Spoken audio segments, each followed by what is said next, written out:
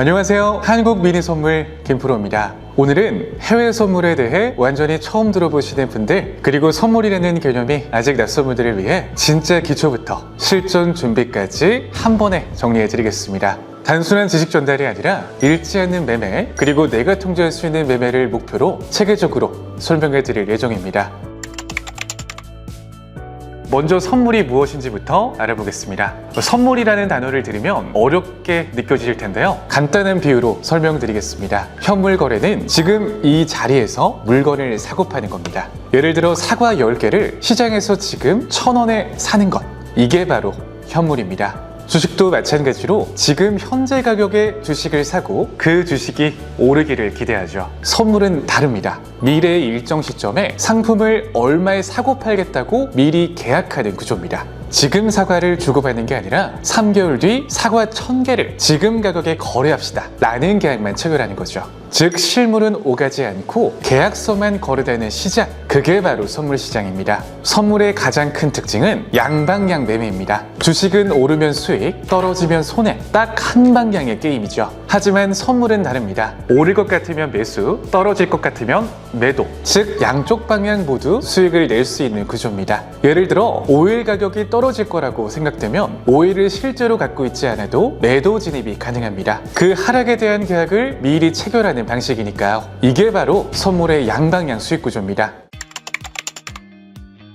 많은 분들이 혼동하시는 부분을 명확히 해드리겠습니다. 국내 선물은 한국거래소에서 상장된 상품들로 코스피 200 선물, 삼성전자 주식 선물 등이 있습니다. 해외 선물은 CME 등 해외 거래소에 상장된 글로벌 자산을 거래하는 곳으로 나스닥, S&P, 골드, 오일, 유로, FX 등이 있습니다. 여기서 주식과 선물의 가장 큰 차이점을 설명드리겠습니다. 주식은 1억 원어치 주식을 사려면 실제로 1억 원이 필요합니다. 물론 신용거래를 활용할 수는 있지만 기본적으로는 1대0 대응 구조죠. 선물은 완전히 다릅니다. 나스닥 1계약을 거래할 때 실제 계약 금액은 약 2억 원이지만 위탁 증거금은 800만 원만 있으면 됩니다. 800만 원으로 2억 원어치 포지션을 컨트롤할 수 있다는 뜻입니다. 이게 바로 레버리지 효과입니다. 이 레버리지 때문에 수익과 손실이 모두 확대됩니다. 나스닥이 1% 상승했다고 가정해 보겠습니다. 주식으로 100만 원을 투자했다면 1만 원 수익이죠. 하지만 선물로 같은 100만 원을 증거금으로 넣고 거래한다면 실제로는 2,500만 원어치 포지션을 갖게 되므로 1% 상승 시 25만 원의 수익이 발생합니다. 반대로 1% 하락하면 25만 원의 손실이죠. 이처럼 수익과 손실이 모두 확대되는 구조입니다. 주식 투자는 보통 장기 보유를 전제로 합니다. 좋은 기업을 찾아서 사두고 기다리는 방식이죠. 시간이 아군이 될 수 있습니다. 하지만 선물 거래는 단기적 가격 변동에 집중합니다. 만기가 있기 때문에 장기 보유가 어렵고 레버리지 때문에 리스크 관리가 더욱 중요합니다. 따라서 접근 방식도 달라야 합니다. 주식은 기업 분석과 장기 전망이 중요하다면 선물은 차트 분석과 단기 추세가 핵심입니다.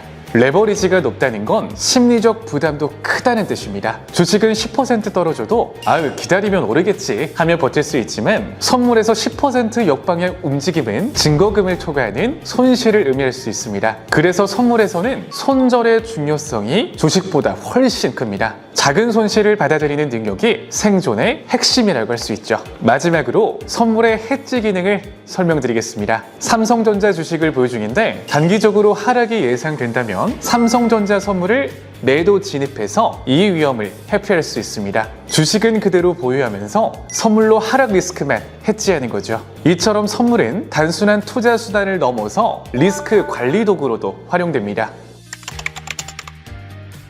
해외 선물 시장에는 정말 다양한 상품이 존재합니다. 지수 선물로는 나스닥, S&P 500, 항생이 있으며 통화 선물에는 유로, 파운드, 엔화, 다음으로 금속 선물에는 금, 은, 구리, 그리고 에너지 선물로 크루드 오일, 천연가스, 마지막으로 농축산 선물에는 옥수수, 대두, 원면 등이 있습니다. 이 중에서 국내 투자자들이 가장 많이 거래하는 건 나스닥, 골드, 5일 이 세 가지입니다. 변동성이 크고 거래량이 많아 전략을 세우기에도 좋기 때문입니다. 해외 선물 시장은 대부분 23시간 거래가 가능합니다. 예를 들어 오전 8시에 열려서 다음날 오전 7시까지 거래되고 1시간 휴식이 있는 구조입니다. 다만 썸머타임 기간인 3월부터 11월까지는 1시간씩 단축 운영됩니다. 항생 같은 일부 종목은 오전, 오후로 세션이 나뉘어서 세션 사이 브레이크 타임이 있으니 거래 시 시간대를 꼭 확인하셔야 합니다. 선물 시장은 주식 시장과 용어가 다릅니다. 주식에서는 1호가, 2호가라고 하죠. 선물에서는 이를 1틱, 2틱이라고 표현합니다. 틱은 가격이 움직이는 최소 단위입니다. 예를 들어 5일 가격이 50.00달러에서 50.02달러가 됐다면 그건 2틱 상승입니다. 매매 수량은 계약 단위로 표시됩니다. 1계약, 2계약 이렇게 말이죠. 중요한 건 이 틱 하나의 가치가 상품마다 완전히 다르다는 겁니다. 크루드 오일 1틱은 약 10달러, 나스닥은 1틱에 5달러, 항생은 홍콩 달러를 사용합니다. 이런 틱같이 계약 단위, 증거금 구조는 상품마다 반드시 따로 확인하셔야 합니다. 해외 선물은 종목마다 계약의 만기일이 존재합니다. 나스닥이나 S&P 같은 지수 선물은 3개월 단위로 월물이 나뉘며 보통 3월, 6월, 9월, 12월이 만기월입니다. 근월물이란 거래량이 많고 유동성이 풍부한 월물입니다. 원거리 월물은 거래는 가능하지만 거래량이 적어 원하는 가격에 체결이 안 될 수 있습니다. HTS상에서는 종목을 선택할 때 가장 거래량이 많은 근월물에 색상이 표시되어 있어 쉽게 구분할 수 있습니다.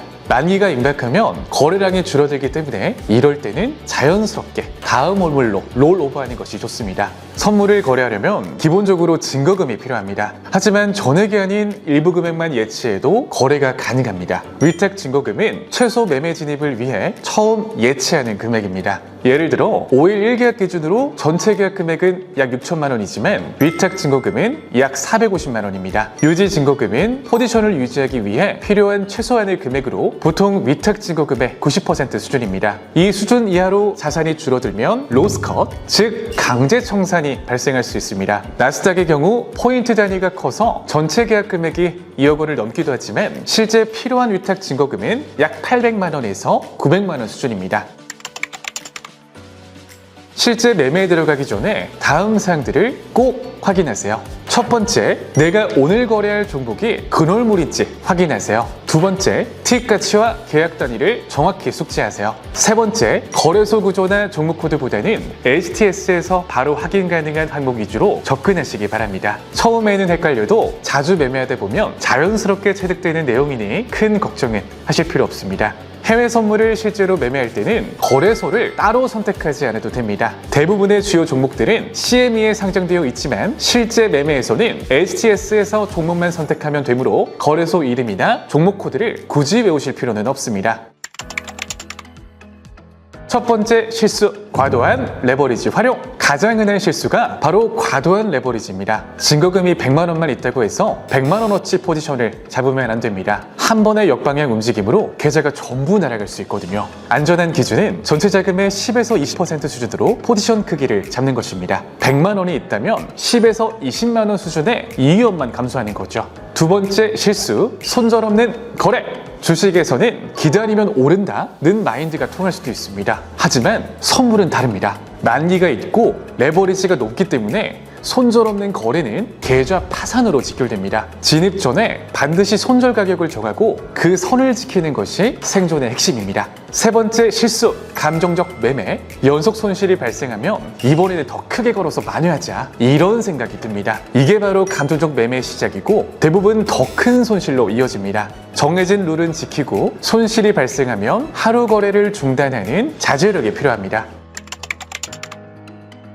오늘 배운 내용을 정리하면 다음과 같습니다. 해외 선물은 계약을 거래하는 시장이며 양방향 매매가 가능해 하락장에서도 수익을 낼 수 있습니다. 틱가치, 계약 단위, 만기 구조는 반드시 상품별로 확인해야 하며 거래 가능한 상품은 지수, 통화, 금속, 에너지, 농축산 등 매우 다양합니다. 위탁 증거금은 진입을 위한 최소 금액이며 유지 증거금은 강제 청산 방지선입니다. 이제 해외 선물의 기초를 완전히 마스터하셨습니다. 단기 수익이 아닌 장기적으로 계좌를 지키고 수익을 복리로 쌓는 실력자로 가는 길, 바로 그 시작점에서 여러분과 함께 할 수 있어 기쁩니다. 오늘도 시청해주셔서 감사합니다.